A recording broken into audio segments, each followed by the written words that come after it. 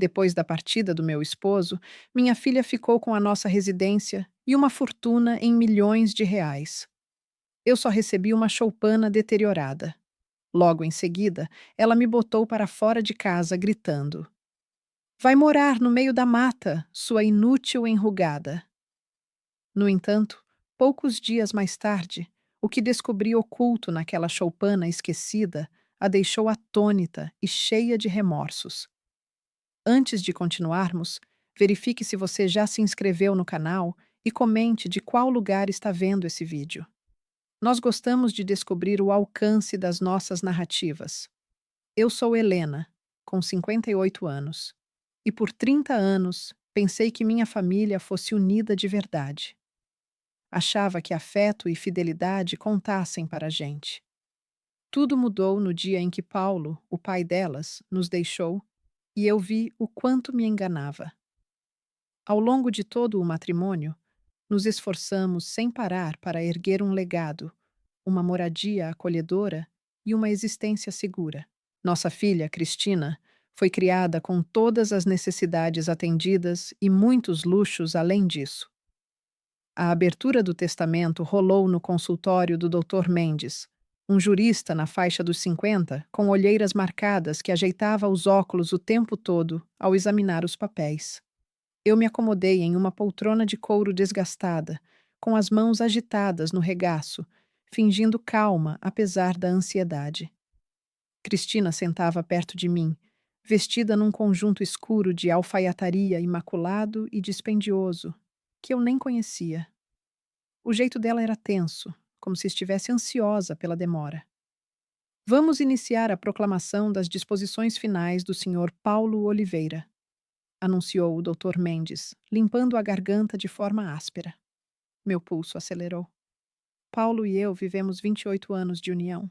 Edificamos cada pedaço lado a lado, sempre sonhando com o amanhã e a aposentadoria tranquila. A minha esposa Helena, prosseguiu o advogado, e eu me ajeitei no assento. Entrego a choupana na estrada da serra, incluindo tudo o que há dentro dela. Eu franzi o senho, perplexa. Aquela choupana, o barraco antigo e largado que Paulo recebera do avô dele. Jamais mexemos nela, já que desmoronava sozinha. A minha filha Cristina? Ele seguiu. Entrego à residência familiar na Avenida dos Ipês todos os saldos em bancos, aplicações financeiras e o montante integral de 5 milhões de léres em reais. O tempo parou por um segundo ali. 5 milhões. A casa onde morei por quase 3 décadas, cada conquista que forjamos em dupla. Cristina abocanhara o pacote todo, e eu ficara com uma ruína no fim do mundo. Tem que ser um erro, sussurrei, lutando para manter a voz firme. Cristina me encarou com um esgar gélido. Não tem erro nenhum, mamãe. Seu pai planejou tudo com precisão. O doutor Mendes me fitou com uma pitada de pena. Os cláusulos são bem explícitos, senhora Oliveira. Seu consorte deixou instruções detalhadas sobre as preferências dele. Saímos do local calados. O sol de abril batia impiedoso, quase sádico na sua força. No trajeto de regresso à moradia, que agora não me pertencia mais, Cristina ficou muda, mas eu percebia sua comemoração, irradiando como brasa quente. Naquela noite, ao arrumar a refeição noturna, rotina de anos a fio, ela por fim abriu a boca. Mamãe, urge discutir onde você vai ficar. Larguei a faca sobre a tábua. Que papo é esse? Essa é a minha casa agora. E, para ser sincera, acho que você precisa de um cantinho só seu. Encarei-a, na esperança de uma piada. Cristina, morei aqui por 28 anos. Aqui montei minha existência ao lado do seu pai. Seu pai se foi, rebateu ela, sem emoção. E isso aqui me cabe. Agora tem a choupana para você. A choupana sem luz, sem água de cano, o forro caindo aos farelos. Ela encolheu os ombros, como se minhas aflições fossem bobagens. Pois vai precisar reformar. Olha, não quero briga feia. Te dou 7 dias para juntar tuas coisas. Parei como se levasse um soco. 7 dias? 7 dias, reforçou, com um riso cortante. Veja como um chance de autonomia, mamãe. Você vivia dizendo que ansiava por mais sossego pessoal. Os dias que se seguiram viraram um redemoinho de desordem e sofrimento. Empacotei itens íntimos, fotos do clã, trajes que entravam em 2 valises. Cristina vigiava como uma sentinela, impedindo que eu pegasse o que ela via como tesouro.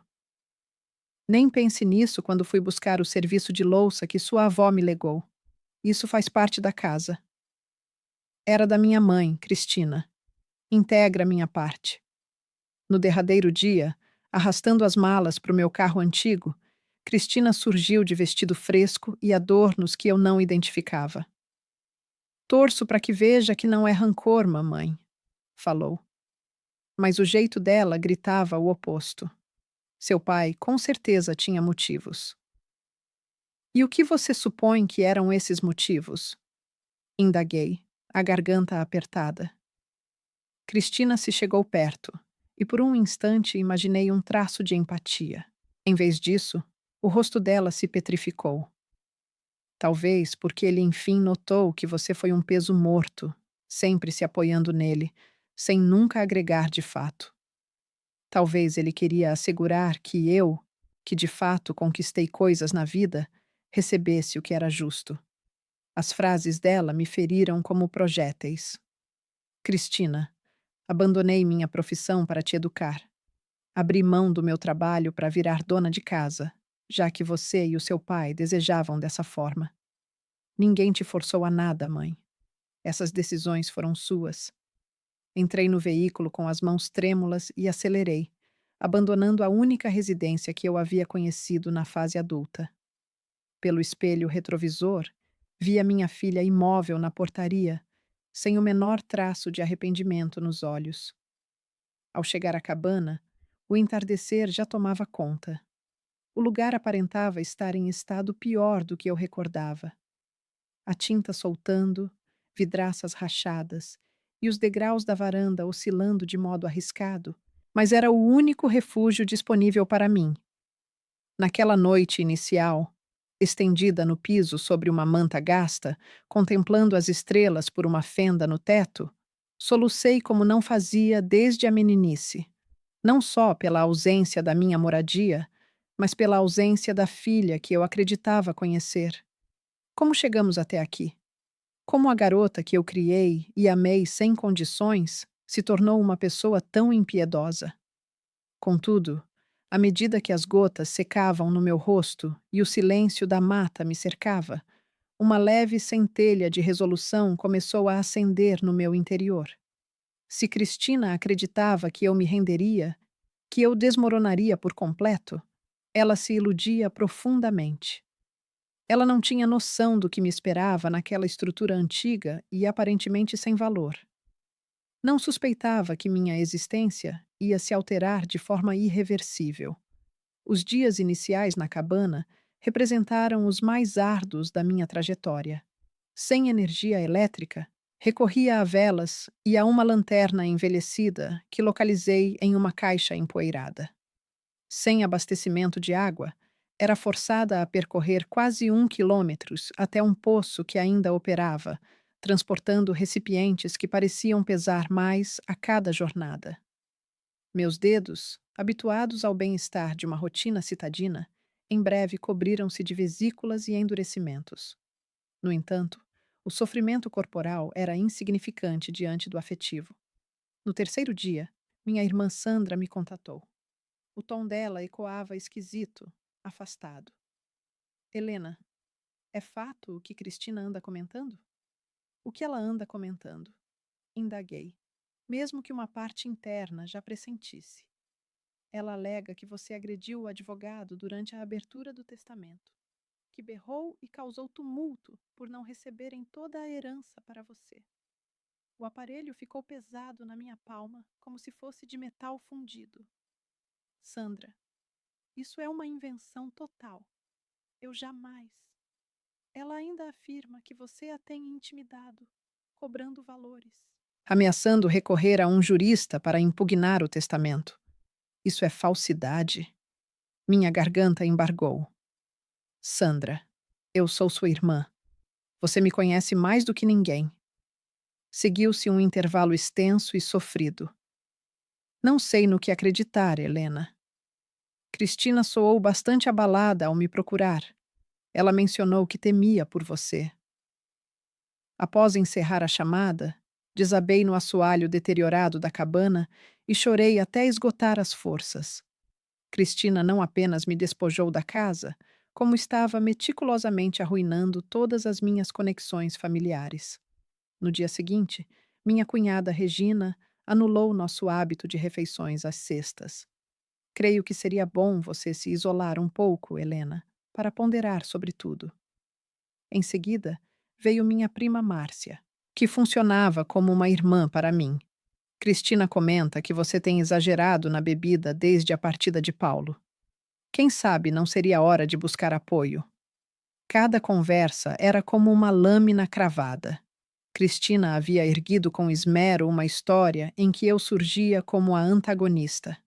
A esposa enlutada, ávida e afogada em desespero, incapaz de compreender que o próprio companheiro não depositava confiança nela para gerir sua riqueza. Uma semana após a mudança para a cabana, Cristina surgiu à minha entrada. Veio em um automóvel moderno e brilhante, trajando um sobretudo que valia mais do que o meu carro todo. Olá, mãe, falou com um sorriso artificial. Apareci para conferir como você está se virando. Encarei-a pela grade danificada da porta, esforçando-me para assimilar sua chegada. O que você deseja, Cristina? Não posso vir ver minha mãe? Ela soltou uma risada, mas o eco era oco. Nossa, esse local é mesmo um caos, hein? Veja essas vidraças estilhaçadas e esse forro. Meu Deus, você de verdade está habitando aqui? Eu não possuo alternativa. Pois é, imagino que precise se virar com isso. Ela avançou e moderou o tom. Sabe, mãe, tenho dialogado com a parentela a seu respeito. Meu ventre se contorceu. O que você tem revelado a eles? Apenas as verdades. Que você anda repleta de rancor desde a leitura do testamento. Que não aceita as vontades do papai. Que tem soltado observações bem ofensivas sobre mim. Cristina, isso é uma mentira. E você tem plena consciência. Ela encolheu os ombros. O que se vê é o que vale, mãe. E o que se vê é que você não está enfrentando o duelo de modo adequado. Então, girou e rumou de volta ao carro, mas deteve-se e virou a cabeça. Ah, e mãe? Sandra tocou no assunto de você possivelmente impugnar o testamento. Apenas para informar, papai colaborou com o jurista mais competente da região. Tudo está devidamente blindado por lei. Se você ousar qualquer coisa, só vai perder até o mísero recurso. Depois que ela partiu, permaneci imóvel junto àquela entrada danificada por bastante tempo, vendo o veículo dela sumir ao longe pela trilha de chão batido. A dura verdade da minha condição desabou sobre mim como um desmoronamento repentino. Não só tinha sido privada do lar e dos entes queridos, como Cristina havia meticulosamente arruinado minha imagem. Naquela ocasião, ao me esforçar para tapar uma das vidraças rachadas com fita colante e cartolina, ponderei sobre os 28 anos transcorridos. Eu havia sido de fato uma genitora tão incompetente, uma companheira tão deficiente? Revivi o episódio em que Cristina, aos 7 anos, contraiu pneumonia. Passei 3 noites consecutivas no hospital, cochilando em uma poltrona incômoda, apertando sua mão. Recordo todas as recitais escolares que compareci, todos os trabalhos científicos que orientei, todas as madrugadas em claro, aguardando seu retorno quando ela era uma jovem rebelde. Lembrei-me do momento em que Paulo foi demitido em 2001 e eu retomei o posto de secretária para sustentar o lar. Recordo como abandonei essa ocupação quando ele arranjou uma superior, pois ele insistiu que era essencial ter alguém presente para cuidar de Cristina. Essas ações contaram para ele? Importaram para Cristina? Pelo visto, não. 2 semanas após a mudança, o morador mais vizinho, o senhor Antônio, apareceu para uma conversa. Tratava-se de um senhor idoso que tratava Paulo há décadas. Helena, falou ele, removendo o boné. Lamento por Paulo. E lamento ainda mais pelo que você está passando. Obrigada, senhor. Antônio. Resido aqui faz 40 anos, prosseguiu, e sei o quanto esse terreno vale. Naquele instante, não captei o sentido de suas palavras, mas elas se fixaram na minha mente como um mistério por desvendar. Ao término do segundo mês na cabana, eu emagreci visivelmente. Minhas mãos endureceram e enrugaram. Meu cabelo perdeu a vitalidade e rugas frescas surgiram nas bordas dos olhos. Contudo, surgia algo além disso, uma rigidez inédita em mim, uma resolução que se fortalecia a cada dia.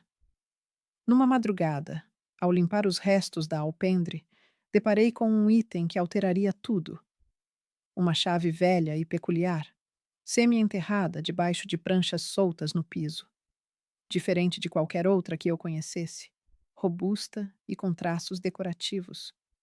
Erguia ao sol, rodopiando-a nos dedos. Para que entrada serviria essa chave? Numa cabana que eu supunha dominar por completo, surgira algo totalmente inédito e enigmático. Naquela velada, com as chamas das velas dançando em volta e o bosque crepitando do lado de fora, observei a chave com mais atenção. Apresentava minúsculas marcas inscritas que eu era incapaz de interpretar, e uma intuição me alertava de que não se tratava de uma peça banal. Pela primeira vez em meses, experimentava uma emoção que transcendia o abatimento e a melancolia. Tratava-se de interesse. E sob esse interesse, latejava algo mais intenso: otimismo. Eu ignorava, na época, que aquele minúsculo artefato de metal corroído reverteria por inteiro o curso da minha existência. Não imaginava que minha rotina isolada se converteria em algo radicalmente distinto, algo que prepararia a Cristina um choque que ela nunca anteciparia. A fixação pela chave me absorveu por dias a fio. Eu a levava no bolso durante as rotinas essenciais de subsistência: juntar gravetos, captar água, empreender reparos nos gotejamentos do teto. A cada entardecer, à luz trêmula das velas, a analisava, buscando desvendar sua função. As marcações esculpidas evocavam algo conhecido, mas eu não logrei recordar a origem. Eram diminutas, refinadas, como obra de um artífice experiente de outrora. No quarto dia após a descoberta, resolvi vasculhar a cabana de maneira metódica. Nos meses de permanência ali, eu me ocupara tanto com a mera sobrevivência que negligenciei qualquer investigação. Agora, impulsionada pela chave, iniciei a busca por trancas, recantos ou abrigos que pudessem se adequar. Comecei pelo subsolo, um ambiente úmido e infestado de teias que eu evitara até o momento. Equipada com minha lanterna e uma vontade revigorada, desci os degraus de madeira que gemiam sob o meu corpo. O subsolo era mais amplo do que supunha, abrangendo toda a base da cabana. As paredes consistiam em rochas irregulares e o piso em solo compactado. Num ângulo, amontoavam-se caixotes antigos cobertos de fuligem. Em outro, utensílios oxidados balançavam em pregos fixos na parede. Foi aí que a localizei. Uma portinhola metálica incrustada na parede posterior, quase camuflada por trás de uma prateleira envelhecida. Meu pulso acelerou ao me aproximar. A portinhola exibia uma tranca miúda e adornada com idênticas marcações às da chave. Com os dedos vacilantes, retirei a chave do bolso e a introduzi na tranca. Encaixou-se com precisão. O dispositivo rodou com um estalo discreto, e apesar dos anos de selamento, a portinhola se escancarou, desvelando um cofrezinho discreto encravado na parede. Nele, um envelope volumoso de papel marrom e uma caixinha metálica compacta. Segurei os itens com delicadeza e retornei ao andar superior, o peito apertado por uma combinação de ansiedade e curiosidade. Ali, aproveitando a iluminação mais clara disponível, comecei pelo envelope. Ele guardava papéis jurídicos que, de imediato, me deixaram confusa. Registros de posse, cartas topográficas e folhas com carimbos governamentais do Estado. Porém, ao examinar com mais atenção, valendo-me de uma lupa achada em uma gaveta próxima, fui compreendendo o valor do que detinha.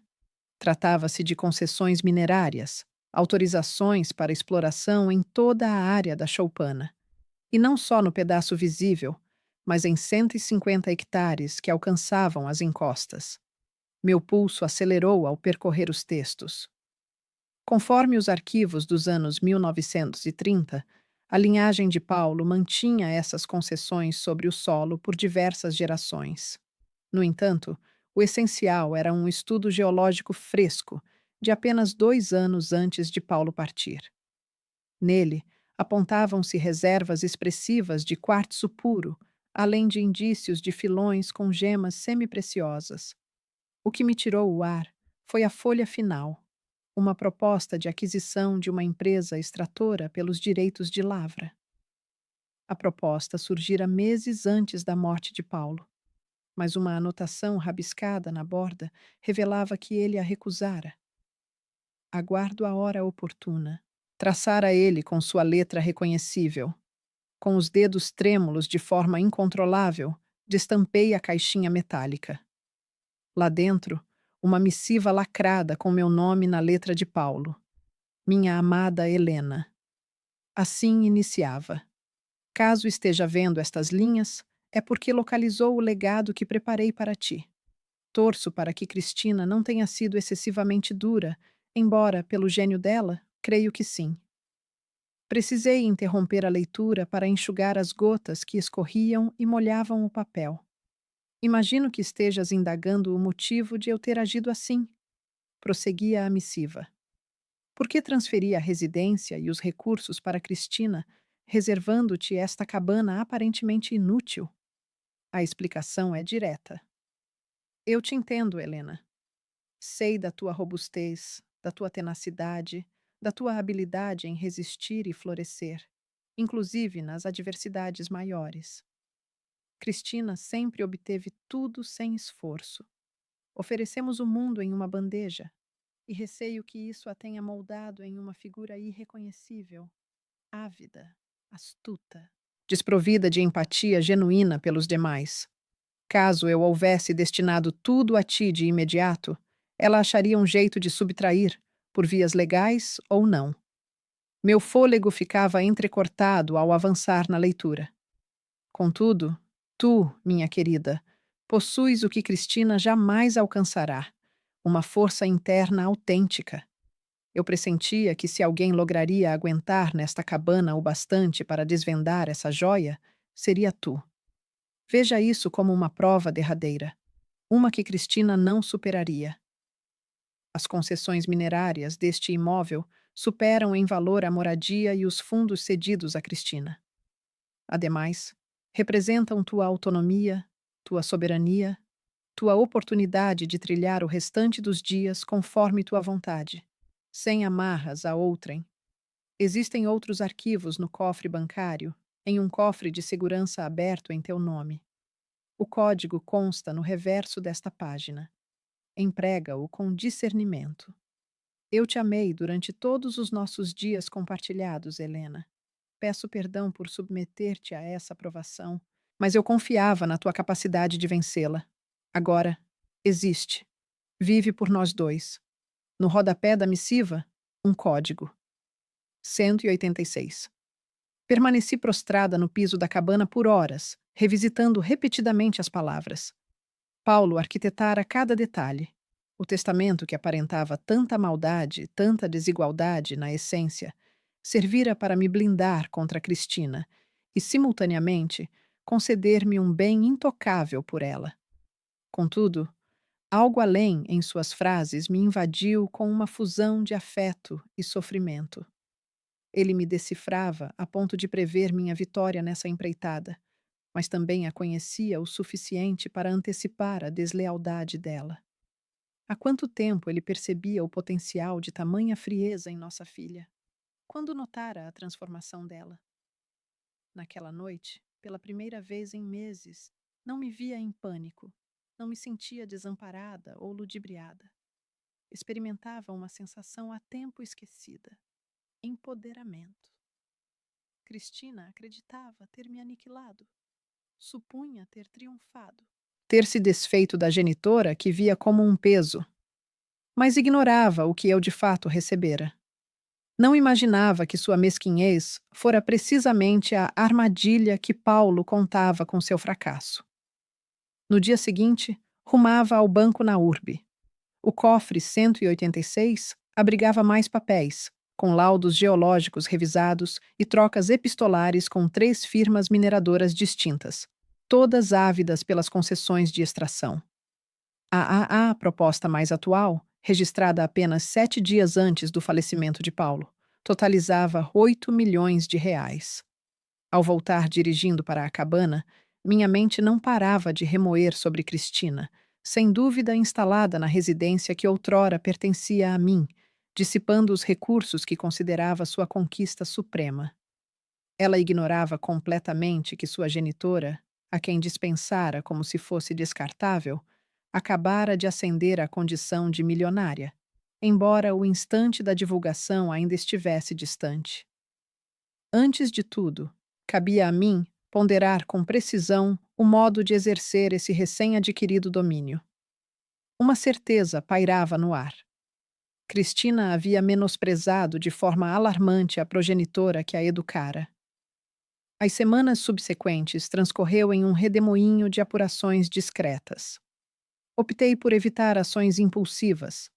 Paulo fora rigoroso em suas estratégias, e eu me esforçaria para ser igualmente meticulosa na implementação.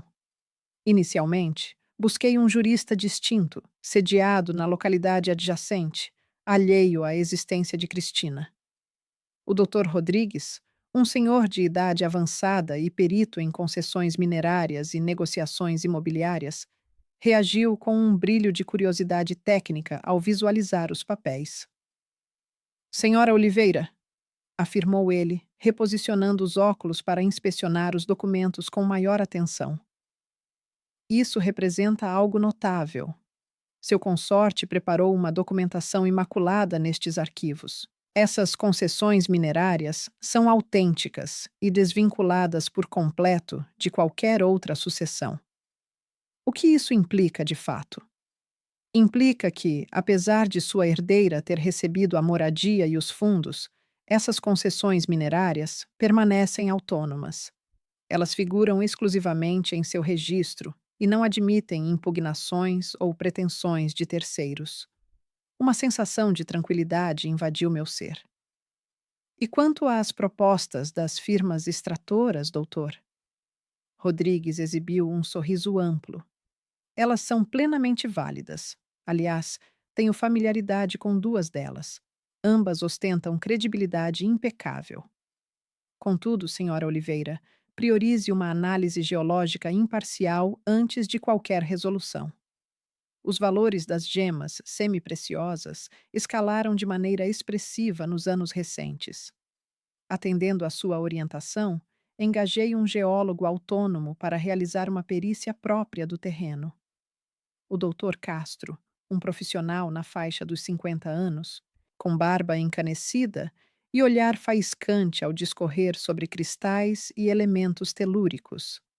Durante 3 dias, acompanhei seus deslocamentos pelo meu lote, munido de aparatos avançados, coletando fragmentos e registrando dados. Prossegui com minhas tarefas cotidianas, sustentando a imagem da esposa rejeitada que batalhava para se virar em uma choça deteriorada. Nesse interim, iniciei uma vigilância mais atenta sobre as atitudes de Cristina. Em uma comunidade modesta, colher detalhes sobre alguém como ela era tarefa simples. Os rumores circulavam, sobretudo nos estabelecimentos postais e no armazém. Essa Cristina Oliveira anda torrando grana sem freios, sussurrou a senhora Torres na espera do caixa. Adquiriu 3 automóveis nas últimas 4 semanas. E o passeio pela Europa que ela arquiteta, complementou a companheira.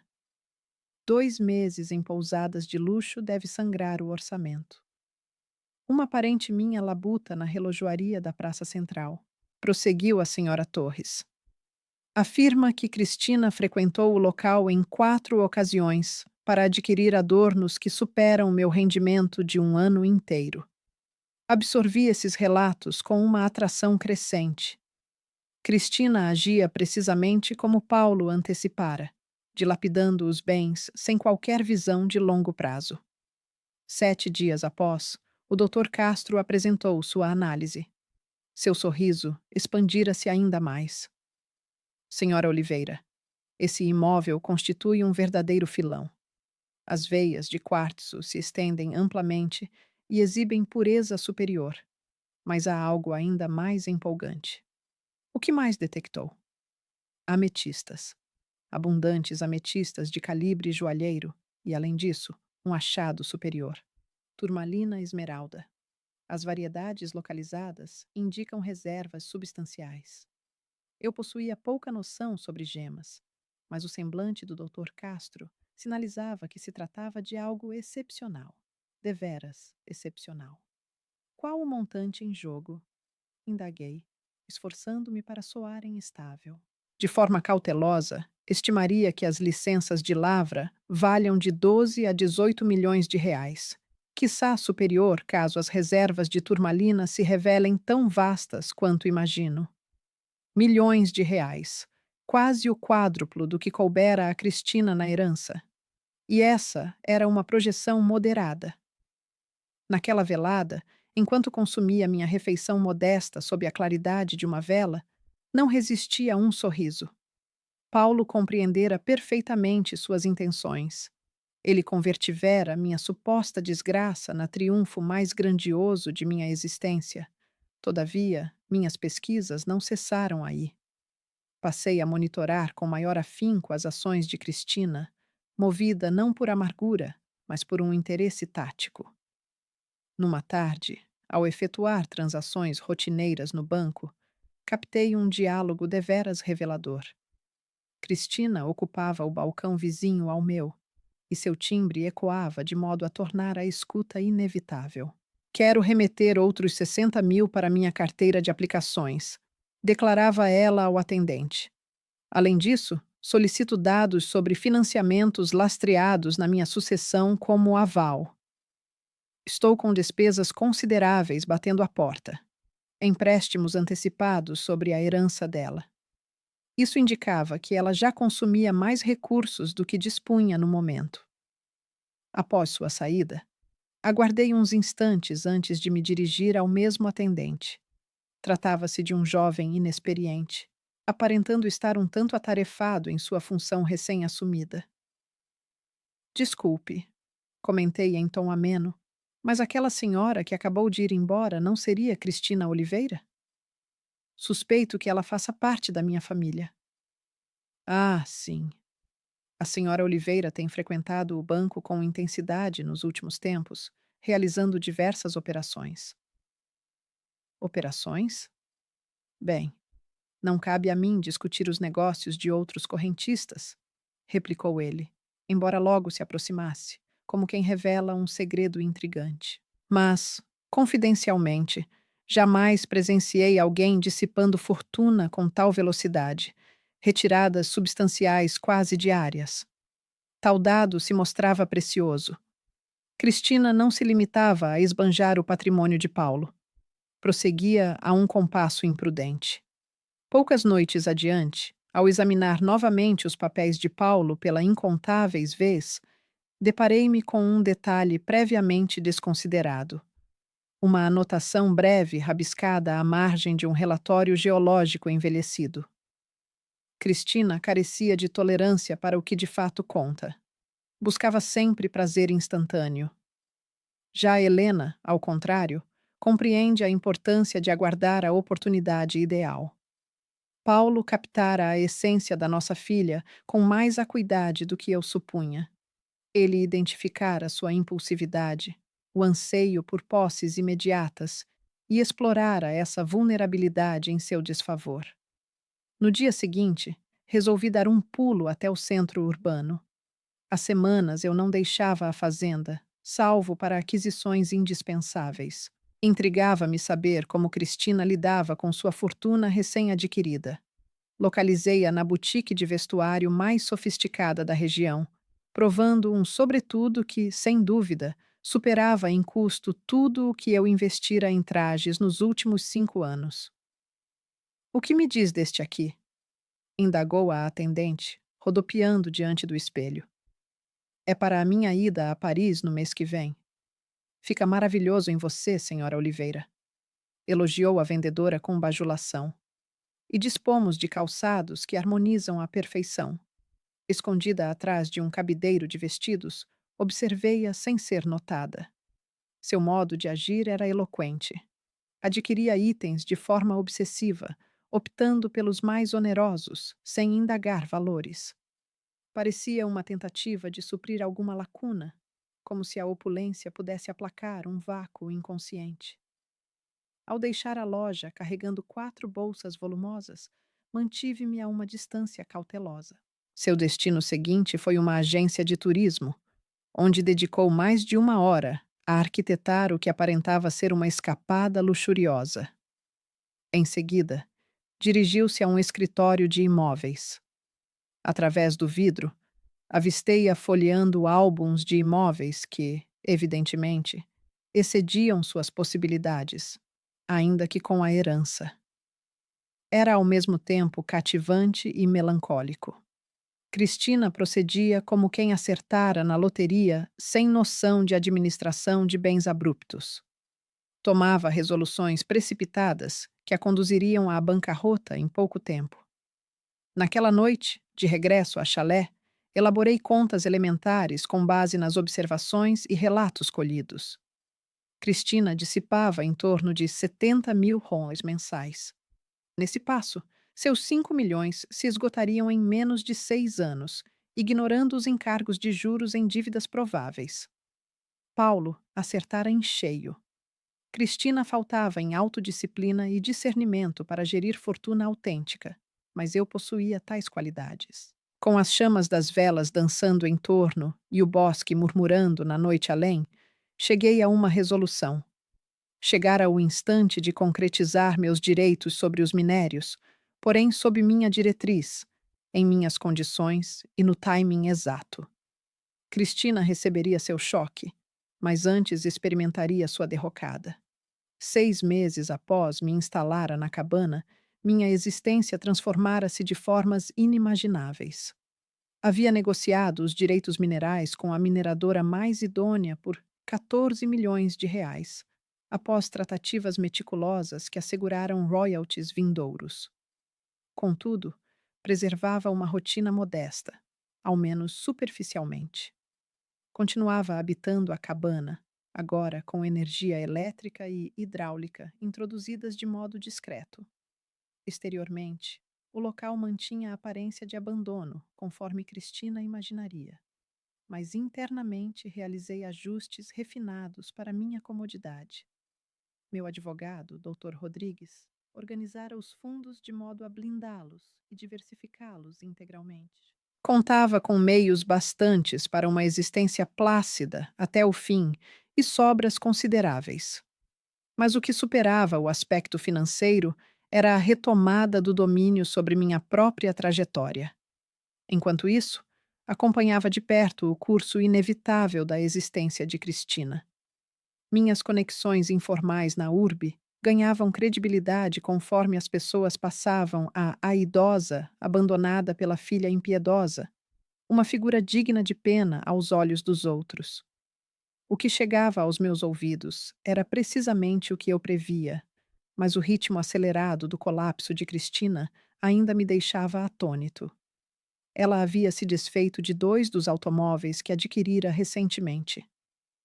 A senhora Torres mencionou isso em uma de nossas conversas informais no supermercado e ainda cancelou aquela excursão planejada para a Europa. Sério mesmo? Indaguei, simulando espanto. Minha cunhada labora no banco e conta que Cristina aparece lá quase diariamente, buscando novos financiamentos.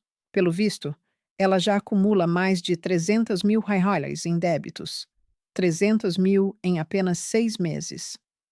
A espiral de ruína autoimposta de Cristina superava até minhas estimativas mais pessimistas. O que de fato selou a certeza de que o universo dela ruía foi avistá-la na drogaria certa terça-feira à tarde. Ela exibia uma aparência alterada. Os fios capilares, outrora sempre meticulosos, agora revelavam negligência. As vestimentas, ainda que de grife, surgiam enrugadas. Contudo, o traço mais eloquente eram os olhos, carregados de um desespero que denunciava a percepção tardia das repercussões de suas escolhas. Ela adquiria calmantes e sedativos, conversando em tom confidencial com o atendente sobre se o convênio médico arcaria com as despesas. Naquela noite, acomodada em minha cabana, agora acolhedora, atendi ao telefonema que aguardava. Mãe!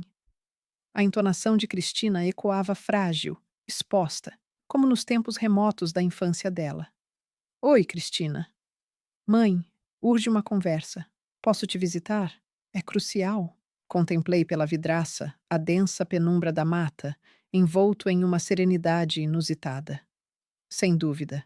E quanto mais breve, melhor. Certo. Você lembra o caminho. 1 hora mais tarde, o ronco de um motor invadiu o silêncio da trilha de cascalho. Ao emergir para o alpendre, notei que não se tratava do sedã de luxo habitual. Tratava-se de um veículo envelhecido, talvez usado. Cristina desceu devagar, como se cada gesto demandasse uma luta hercúlea. Sob a claridade do alpendre, avistei as marcas do pranto recente. Os olhos avermelhados e tumefactos, o semblante despido de cosméticos exibindo exaustão visceral. Mãe, iniciou ela, a voz entrecortada. Errei feio, de um jeito irremediável.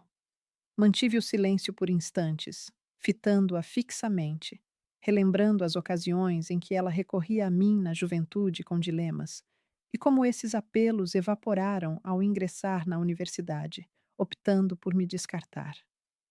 Deseja passar para dentro? Convidei por fim. Ela aqueceu, e eu a conduzi ao interior. Antecipara o chá, como se pressentisse o embate iminente. Cristina ocupou a poltrona reservada a hóspedes, examinando o ambiente com um olhar renovado, como se o descobrisse agora. No fundo, não é tão precário quanto imaginava, resmungou.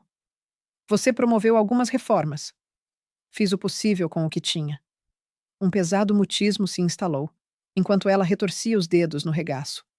Enfim, ergueu o rosto para mim. Mãe, estou encrencada. Encrenca grave. Que espécie de enrascada? Financeira? Eu contrai dívidas.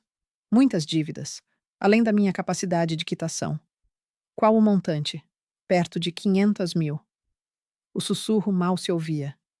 Acreditei que o legado do pai me sustentaria indefinidamente, mas apostei em negócios tolos.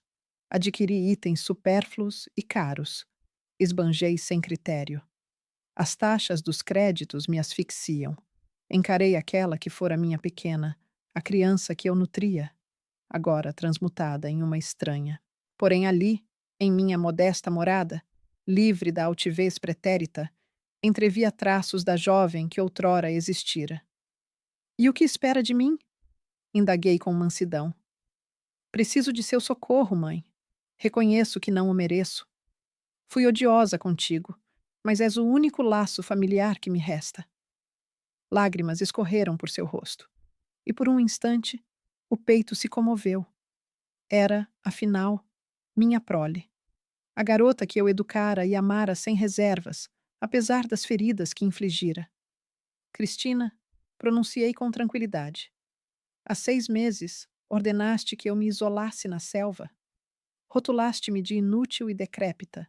Me envergonhaste perante conhecidos e me arremessaste da residência que era meu refúgio. Eu sei, mãe, eu sei, e lamento profundamente. Confiscaste minhas relíquias familiares, minhas vestes, inclusive a louça herdada da vovó. Afirmaste que eu nunca agregara valor, que sempre fora um peso morto.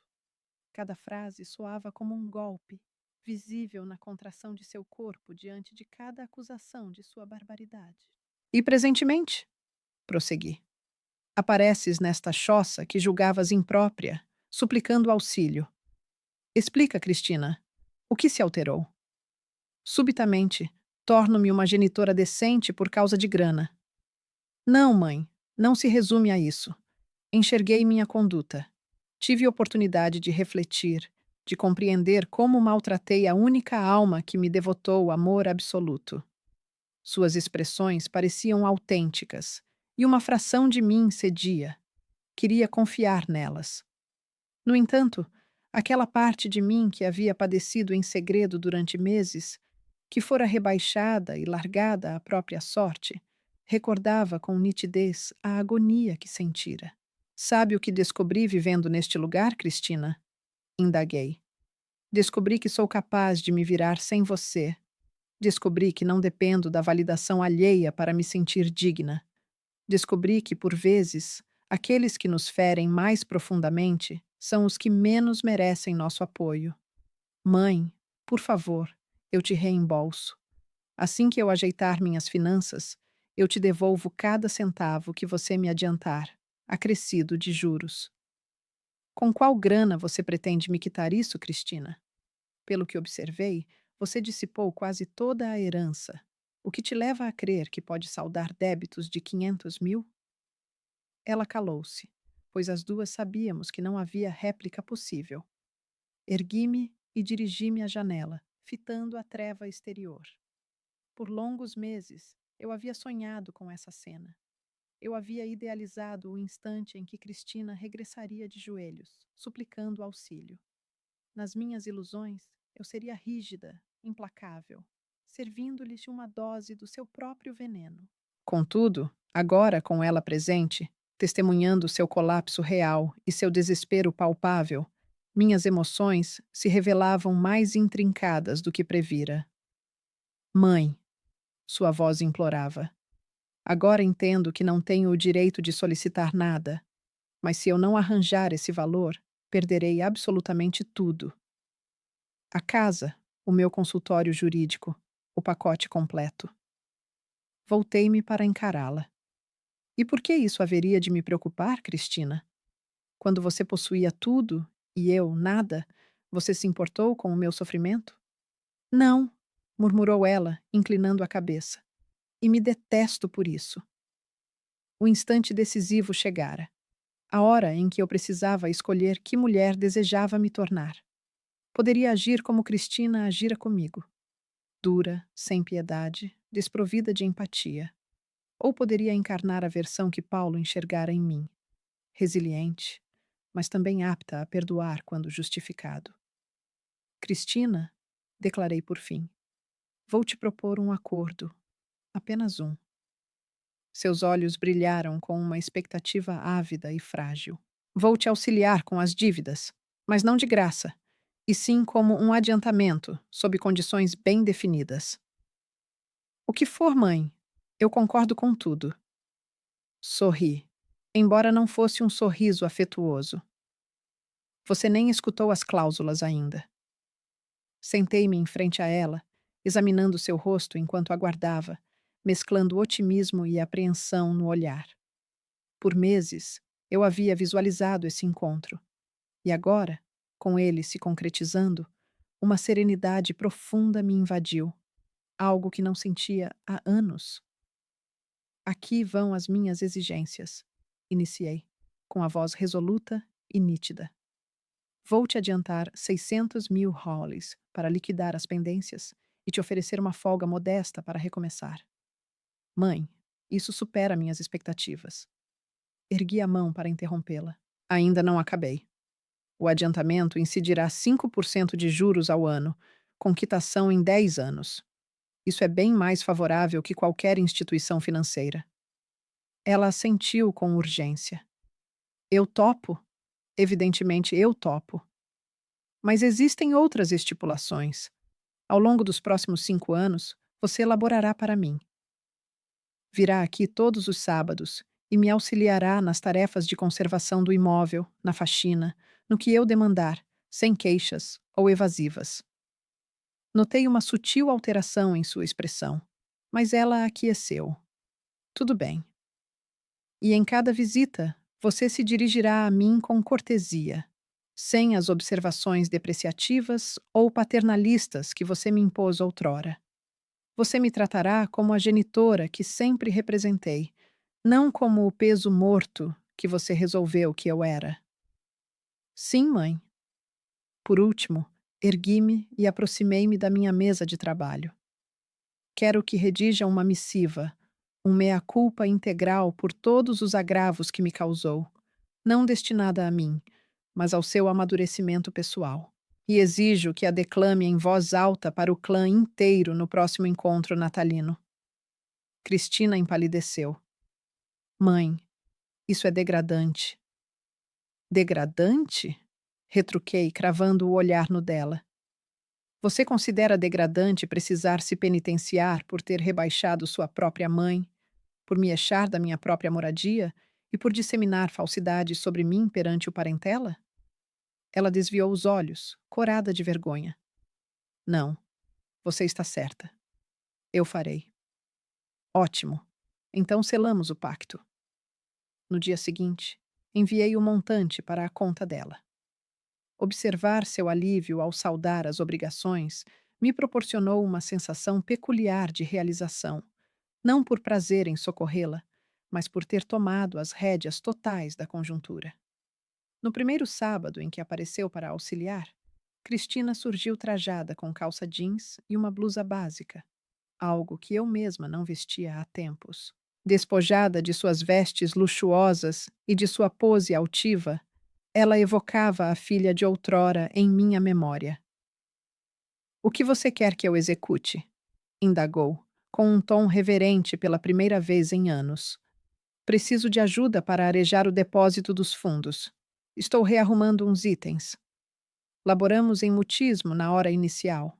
Eu percebia que ela batalhava com o labor braçal, suas mãos delicadas, não habituadas ao esforço, mas não proferiu uma só objeção. Mãe, disse ela ao cabo, enquanto deslocávamos caixotes antigos. Posso te indagar algo? Pode.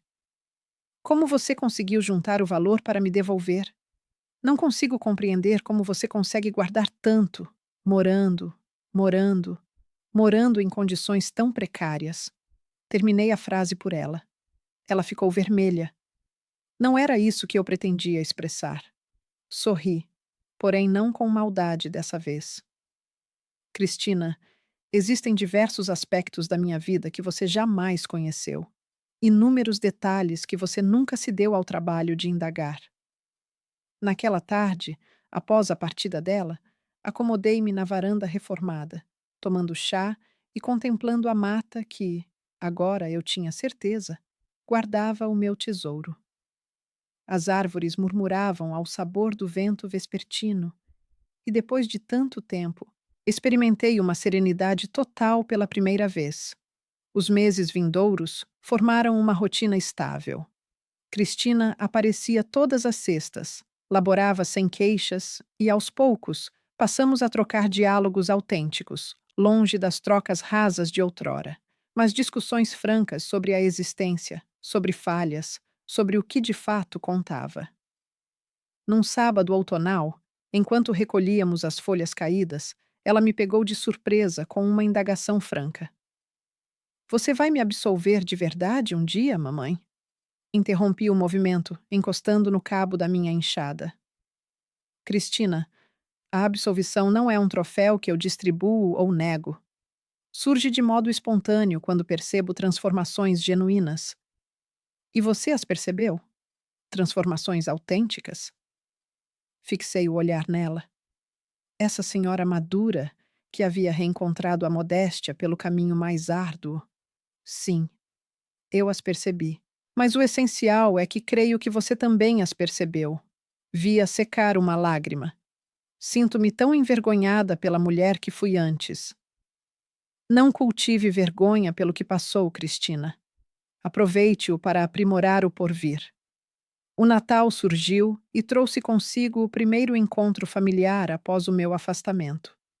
Cristina honrou o compromisso e redigiu uma epístola detalhada, pedindo perdão não só a mim, mas a todos os parentes pelas falsidades que havia disseminado a meu respeito. Quando a declamou em voz alta na sala de minha irmã Sandra, com o clã todo reunido, o mutismo foi completo. Notei pranto nos olhos de diversos familiares que haviam dado crédito às narrativas dela e me virado as costas. Mamãe, Cristina concluiu, fitando-me nos olhos, não sou digna da sua clemência, mas anseio reconquistá-la algum dia. Após a ceia, Sandra veio até mim, o olhar carregado de remorso. Helena, é inacreditável que tenhamos sido tão crédulos. Deveríamos ter nos atido aos fatos conhecidos. As pessoas tendem a crer no que desejam crer. Repliquei de forma direta. Mas o que vale é que agora todos conhecem a realidade. Na estação seguinte, precisamente 1 ano após achar a chave no chalé, adotei uma resolução crucial. Chegara o momento de expor minha condição real, contudo, eu o faria conforme meus termos. Adquiri uma residência encantadora nas elevações com panorama para o vale da minha infância. Não era luxuosa em excesso, mas refinada, acolhedora e inteiramente de minha posse. Quando Cristina surgiu para o seu sábado rotineiro de tarefas e deparou com o chalé deserto, além de um bilhete a guiando ao meu novo lar, o espanto se estampou em cada traço do seu rosto. Mamãe, ela articulou ao pisar na minha nova morada. O que significa isso tudo? É o meu lar, declarei com simplicidade. O meu lar autêntico. Mas de onde veio isso? E o empréstimo que lhe dei? Sua posição financeira? Sorri, gesticulando para que entrasse na ampla cozinha, onde já fervia o chá. Cristina, recorda-se do chalé que julgava sem valor? Sim, pois seu pai tinha noção de algo que, inicialmente, nem eu nem você sabíamos.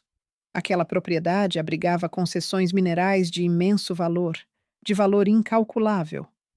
Observei como ela absorvia a revelação, como o rosto dela transitava da perplexidade à clareza e, por fim, a um misto de admiração e reverência. Você está dizendo que papai tinha ciência disso? Seu pai agia com total premeditação. Ele previra que você esbanjaria o dinheiro vivo, mas confiava na minha perseverança e discernimento para desvendar o legado genuíno que ele me legara. Cristina permaneceu calada por um bom tempo. Ao cabo, ergueu os olhos para mim. Logo você jamais dependeu do meu auxílio. Poderias ter me abandonado às repercussões dos meus atos. Sim, era possível. Por qual motivo não o fizeste? Aproximei-me e depositei a palma sobre a dela. Porque, apesar de toda a tormenta, você continua sendo minha filha. E porque eu confiava que a essência de quem você era outrora persistia em algum recanto do seu ser. Lágrimas escorreram pelo seu rosto. Não sou merecedora da sua generosidade. Talvez não, afirmei com doçura. Mas o afeto materno nem sempre se funda no mérito. Naquele estio, Cristina quitou o débito 3 anos antes do estipulado. Ela havia reestruturado seu escritório de advocacia com uma orientação inédita, voltando-se para auxiliar núcleos familiares em apuros econômicos. Afirmava ser a forma de compensar as lições absorvidas. Mamãe, confidenciou-me num sábado, enquanto cuidávamos do meu jardim renovado. Você por acaso especula sobre o que poderia ter ocorrido se papai houvesse repartido tudo de modo justo desde o início? Será que era o começo? Refleti sobre a indagação dela enquanto arrumava as plantas ao longo da entrada da casa. Creio que o seu pai nos entendia mais do que a gente mesma se compreendia. Ele percebia que eu tinha de descobrir como me virar por conta própria e que você precisava entender que riqueza sem juízo decai. E você acredita que captamos a lição? Contemplei minha filha, já não a pessoa presunçosa e dura que fora outrora, mas alguém que absorveu a modéstia e o apreço pelo caminho árduo. Revisei minha própria trajetória, da senhora arrasada, banida do lar, até a indivíduo autônoma e bem-sucedida que me tornei. Sim, respondi com um sorriso, sob o brilho alaranjado do entardecer iluminando o jardim. Penso que no fim das contas, assimilamos. Aquela noite, recostada na varanda, admirando as luzes da metrópole ao longe, ponderei sobre o ano ímpar que se escoara.